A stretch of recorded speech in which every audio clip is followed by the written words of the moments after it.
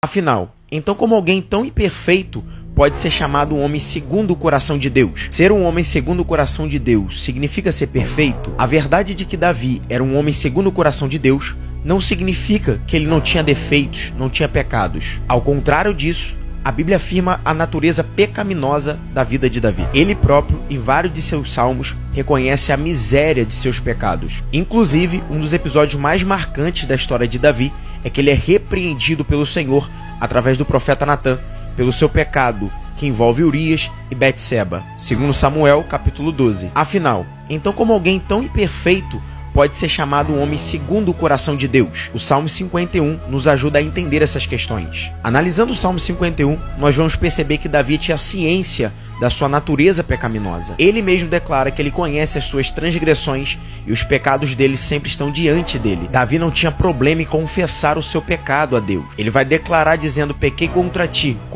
somente pequei, e fiz que era mal diante os seus olhos. Porém, Davi demonstrava genuíno arrependimento pelos seus pecados. Ou seja, ele não se conformava em permanecer no erro. Ele clamava pela misericórdia de Deus para que as suas transgressões fossem apagadas. E mais, ele clamava também pela purificação divina. Ele vai declarar dizendo: lava-me completamente da minha iniquidade e purifica-me de todo pecado. Davi entendia que a sua comunhão com Deus dependia da graça divina e não da força da sua vontade. Ele tinha ciência de que seu coração era enganoso. Não é à toa que no Salmo 51 ele vai declarar dizendo: cria em mim, ó Deus, um coração puro e renova em mim um espírito inabalável. Outro ponto é que a preocupação de Davi não era perder a riqueza, o dinheiro ou sua fama. Sua única preocupação era ser privado de sua comunhão com Deus. Ainda no Salmo 51, ele vai declarar dizendo: não me repulses da tua presença e jamais retires de mim o teu Santo Espírito.